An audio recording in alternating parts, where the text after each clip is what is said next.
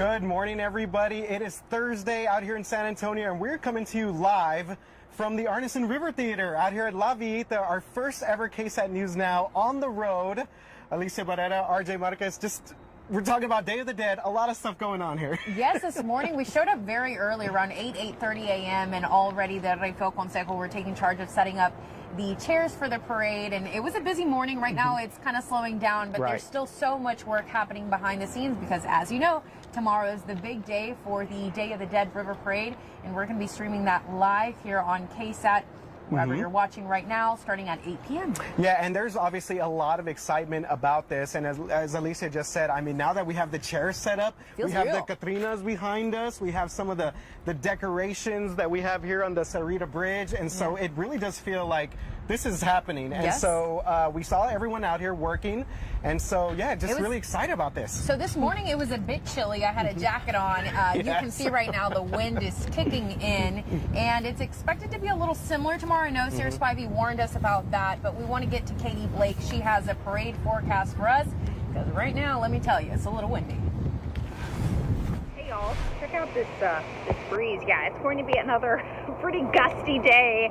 And really for the next several days, all the way through the River Parade on Friday, all the way through Halloween, we're going to continue to feel the effects of Wednesday morning's cold front. But that bodes well for some of the big festivities we have coming up over the next few days, like the Day of the Dead River Parade and Halloween coming up this weekend. So let's start with today's forecast. It will get gusty again this afternoon, so be ready for that. Otherwise, very comfortable and a whole lot of sunshine. You will need your sunglasses with you all day long. Heading into Friday evening for the River Parade, very, very pleasant conditions. Winds will be light, skies will be clear, humidity will be low, temperatures dropping nicely after the sun goes down. So if you'll be out to check out the parade in person, you may need a very light jacket or a light sweater, but overall, going to be really comfortable, and the awesome weather hangs around all the way through the weekend and Halloween. So good news all around, you guys. Good news all around, and if you do plan on being out here for the Day of the Dead River Parade, like Katie said, pack a light jacket. I know I'm packing a light blanket while we're going to be broadcasting out here. I told my mom to bring her rebozo, something to keep warm. Yeah, absolutely. Yeah, I want to make sure to follow all of the latest weather alerts and things of that nature because, you know, we were saying we were out here earlier. It felt cool. Now we're feeling the sun a little bit come out, but overall, it should be great weather for the entire weekend. We have the parade tomorrow, and of course, Halloween weekend. Always a big weekend across San Antonio. Absolutely, but we want to get started with our headlines, and we have updates out of Kerrville. Yeah, the latest here is that a prayer vigil was held yesterday for the lives lost, of course, in that airport Race Wars 2 crash on Saturday. Very tragic crash that we've been following throughout the week at the Kerr County Airport. So one of the drivers, named Michael Gonzalez, lost the rear tire traction and crashed into a group of people watching near the finish line. We know 2 children, 6-year-old Daniel Trujillo Jones and 8-year-old Santiago Martinez, were killed in the crash. 6 others were taken to the hospital, and then one of them being 46-year-old Rebecca Cedillo. She's related to the 6-year-old. Unfortunately, she has since died due to her injuries. And we know that dozens of people went out to pay their respect. This is a story that really has shaken a lot of Texans.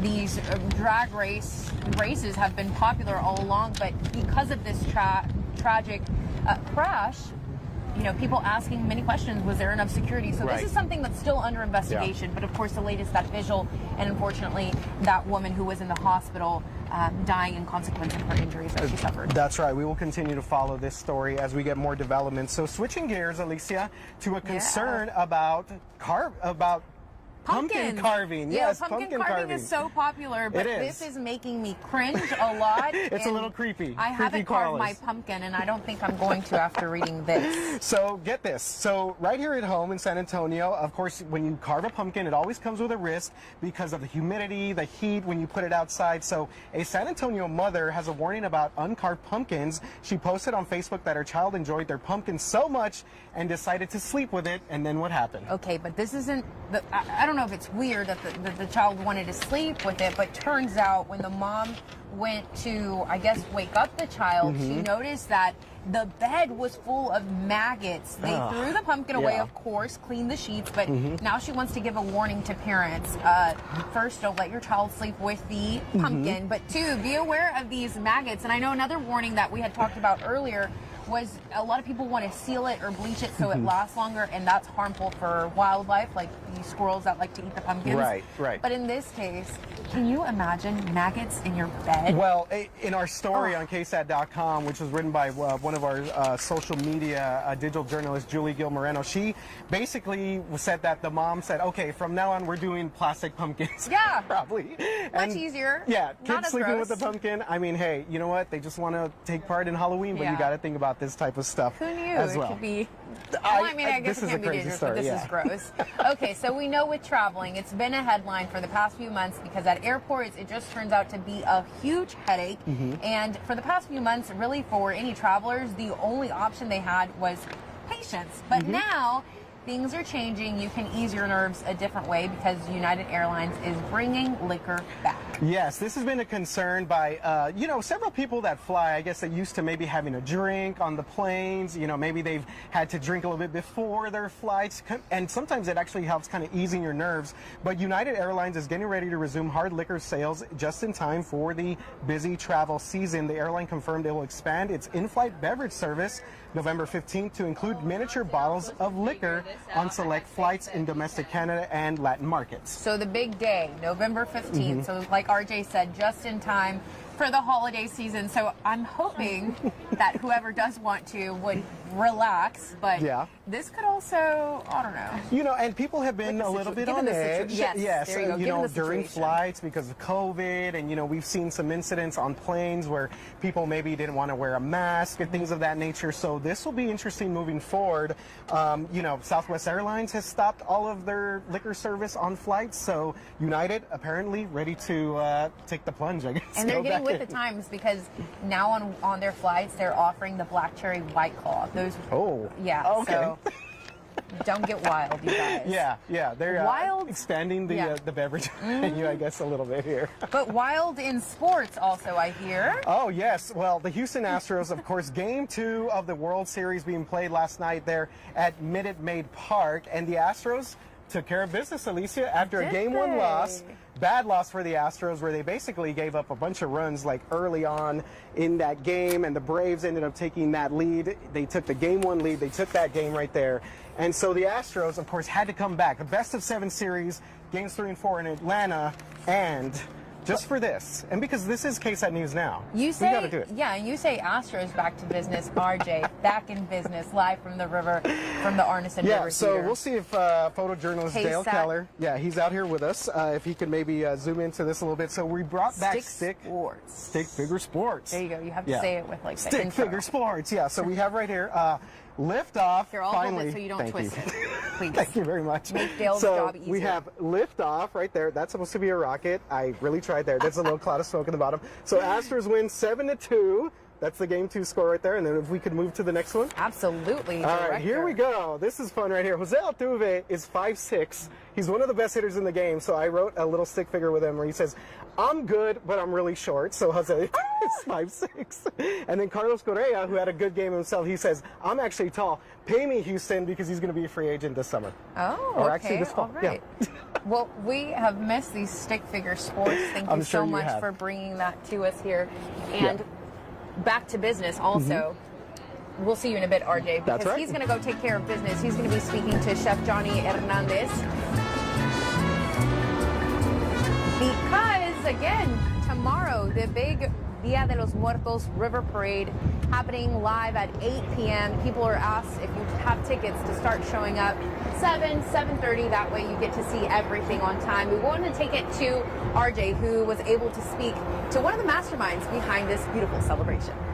And we are really excited on KSAT News Now to have with us right now Chef Johnny Hernandez, of course, La Gloria fame, and of course the organizer, a big driving force behind the Day of the Dead parade, Riverwalk parade here in San Antonio. Chef Johnny, thank you very much for being with us. Just tell us about your level of excitement as we get closer to the parade. Well, I mean, it's exciting. You know, the folks can't see the chairs kind of going up behind us. We're here in the beautiful Arneson River Theater, and I mean, this is such a special backdrop for tomorrow's event, right? And Day of the Dead is such a special holiday for me, for San Antonio. It really allows, I believe, our local Mexican culture to shine. And what I love most about it is that it's beginning to really grow, and it's a special time of year for us to just bring family together, remember the essence of this holiday, of this celebration of life, and God knows that we need we need a special time to celebrate for what everybody's been through recently. Absolutely. That's a big part of it. Obviously, the crowd, people coming back to the Riverwalk to celebrate. You know, you think about this parade, obviously this is the biggest celebration for Dia de Muertos in the entire United States. What made you want to bring this event of this scale here to San Antonio? You know, it's a lot of work when I do it to myself. But you know, I tell you, there is one thing that, again, being very involved in our community, in our city, really trying to grow, you know, this quality of place. You know, San Antonio is a very special place to us. And I have this hospitality gene, right, that's in me and a lot of our team. And we are here to serve and host. And what a great place, other than our city, to host visitors and locals back to our downtown. And it is, I mean, that's what drives me. You know, I think that there's something also that this allows San Antonio to shine, you know, in a national scale, because San Antonio is always, you know, many times they may say, well, you know, I didn't know that was in San Antonio, right? There's kind of like this undiscovered jewel. And I think this is a special time where we can really shine as a city, as a community.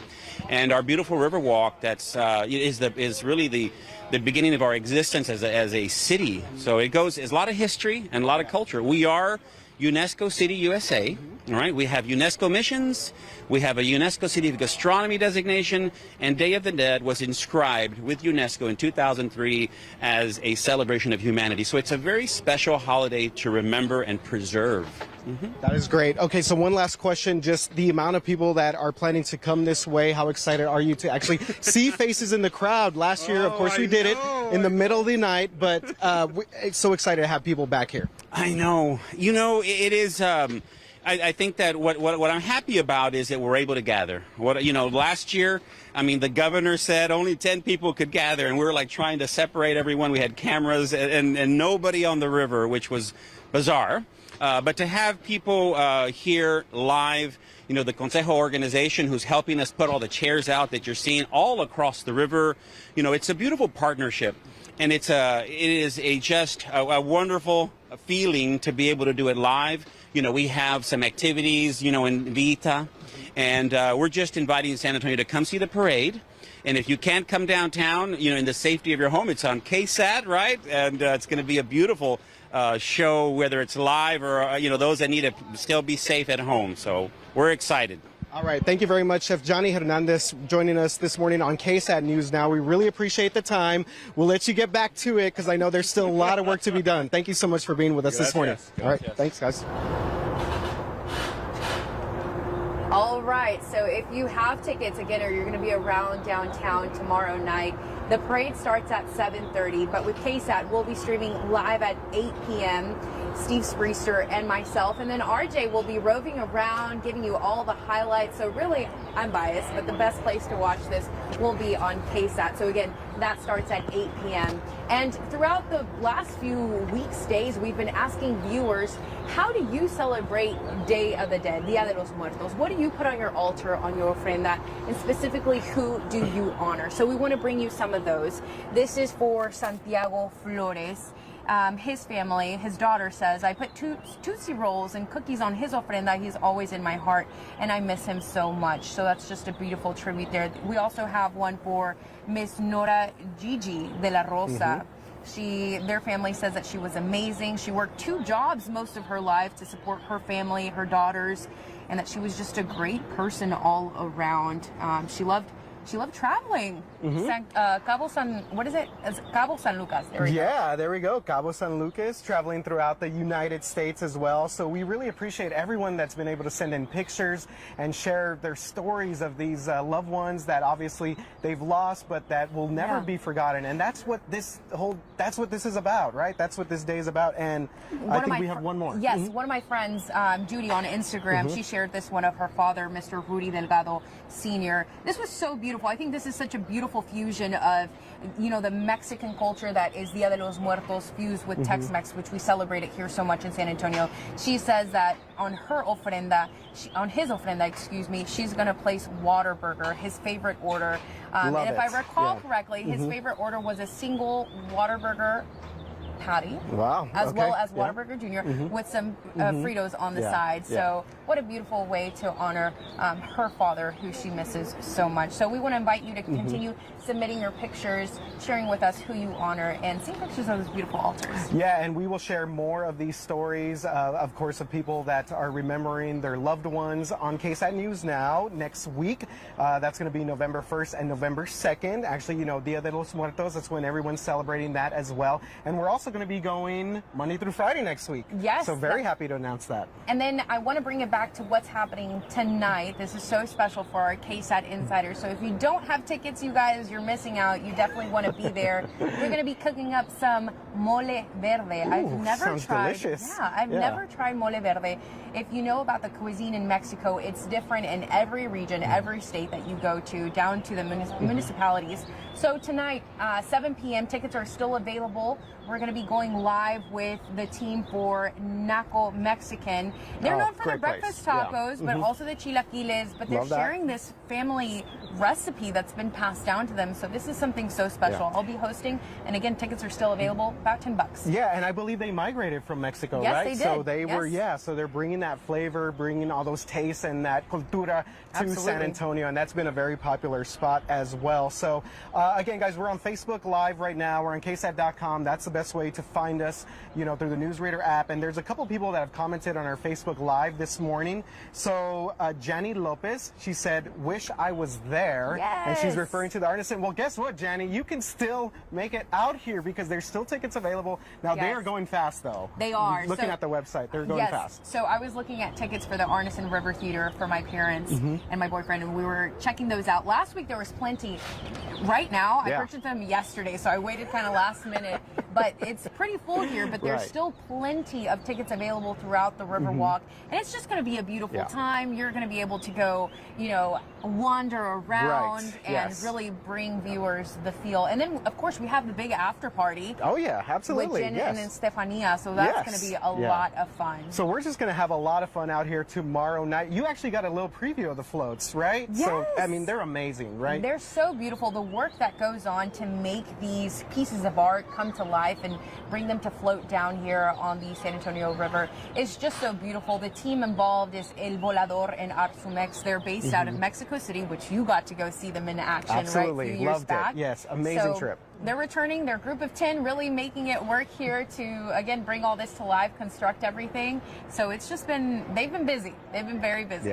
Yeah, definitely. So I think we will wrap things up here for today. Thank you very much. It's been amazing. Again, the first KSAT News Now on the road. Plan to do a few more of these in the future, try and figure out some cool spots around the city to do these. Really thank you, everyone, for being with us and joining us on KSAT News Now. And again, the Day of the Dead Riverwalk Parade is going to be right here on KSAT 12 tomorrow. Just check us out. It's going to be a great time. It's going to be amazing, magical atmosphere out here. We hope to see you there. And if you're here, come say hi.